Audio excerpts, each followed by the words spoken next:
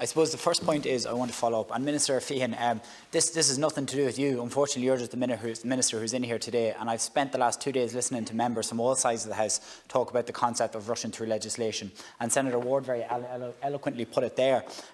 My own 2 cents on that issue is that it's becoming a bit like the boy who cried wolf if we're continuously saying this is emergency legislation and we need to get it through. And it's becoming more and more difficult for, I certainly know myself as a government senator, to be able to continuously defend that to members of the opposition when we say that it's emergency legislation.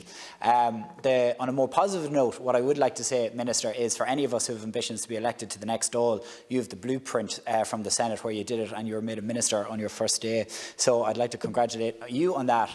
A guy who's never lost an election in his 21 years, whereas I think a lot of us have lost elections more often than that.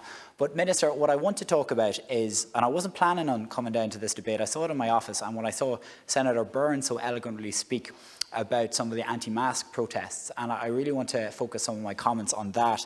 And while at every stage of this debate we need to really encourage the Irish people to go along with this and do it by consent, there are some people who will continuously flout that their opposition to the democratic institutions of this state is one of such hatred that they will flout it at every single opportunity. And I listened to Senator McCallion's and Senator Higgins' points there, that to say, well, perhaps this is too prohibitive, or perhaps it's too dangerous that we go too far by fining people. Senator McCallion. Yeah, of course. Sorry, apologies. And that, where you said that, sorry, and I'll quote it, that it will affect the solidarity of people, perhaps.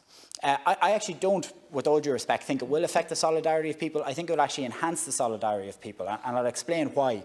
The reason behind that is I have seen it so many times of people saying to me, I'm abiding by the rules, my family are abiding by the rules, we're doing this, we're doing that, we're breaking our backs to do the right thing. And yet they are constantly seeing people on Facebook, people online, people in social media videos, constantly flouting that, going out of their way to do it. And they say, well, why aren't those people, there's no deterrent. Why aren't those people being fined for continuously breaking the law? So I think it will actually be a way to actually enhance solidarity amongst the Irish people to buy into this. And it's a last resort. There's not going to be a concept of a member on Garda Síochána walking around with a notebook and a pen, doling out fines left, right and centre. That's not the case. It's a last resort. But my point is really clear about this. And it happened to me a couple of weeks ago. 6 weeks ago, I was in Dublin on a Saturday and I got caught up in the middle of one of these bloody anti-mask protests. I was standing waiting for a bus, and the abuse that these head-the-balls, for want of a better word, gave to an elderly couple standing beside me, waiting for a bus, who are wearing masks, coming up with their mobile phones, sticking it in their faces, say, take off your mask. Madness of the highest degree, and totally and utterly wrong. Totally and utterly wrong in every sense of the word. And that's why I think this legislation is needed. That's why I believe this legislation is needed. And while Senator McDougall has, and Senator Ward, and everyone else here has pointed out some various flaws, which is the problem of rushing stuff through in one day, I would still fully support it, Minister Feehan, and still fully support you in this. And the last couple of points I want to make in relation to these anti-mask protesters, one of the things that galls me the most, and that I saw that day, was their use of our national flag, their use of the tricolour, to try and say that they are these self-described patriots. They're nothing further from the truth in terms of patriots. They're the opposite of it. I'll tell you who the real patriots are. It's the doctors, it's the nurses, it's the teachers, it's the frontline staff who have been fighting this battle day and night against COVID since it arrived to our shores at the start of this year. They're the real patriots. They're the real people, and they are and should be applauded every day in this country. It's not the people who go out onto the streets of our capital to cause protest, to cause upset, to rabble-rouse, to undermine the democratic institutions of our state and this House. They're not patriots, not in any sense of the word. And I think it's really important that politicians in this House and that the public right across the country take a strong stand against them and say that that is not acceptable and that behaviour is not acceptable.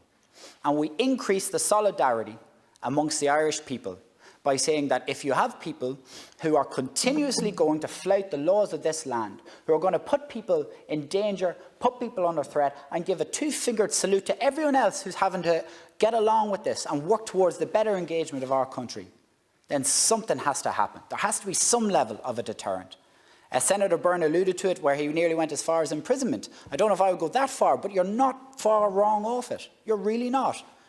And we have seen it online.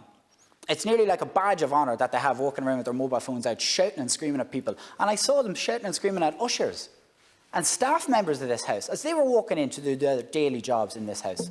That's so totally and utterly wrong. So to conclude, Minister, it's great to see you in this House. You're doing a great job in your ministry. And I really, really want to put on the record of this House that I think this legislation is important to tackle the very people that I have spent the last 5 minutes talking about. Thank you, Senator.